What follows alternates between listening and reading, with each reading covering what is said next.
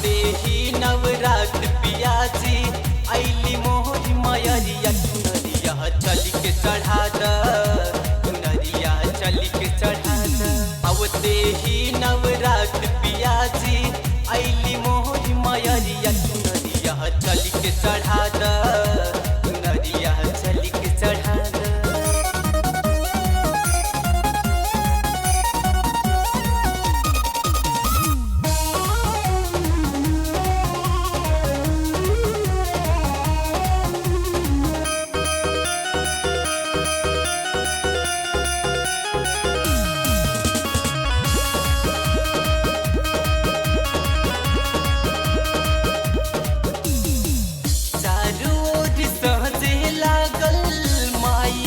पंडाल हो घरे घर रहत बाड़ी पूछ सबके हाल हो।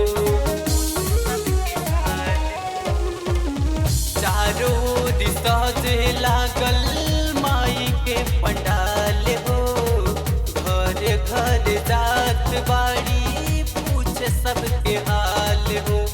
सेवा में हाजिर गौआ बाटे बाटे पंडा पुजरिया चुनरिया चल के चढ़ा द चुनरिया चल के चढ़ा द।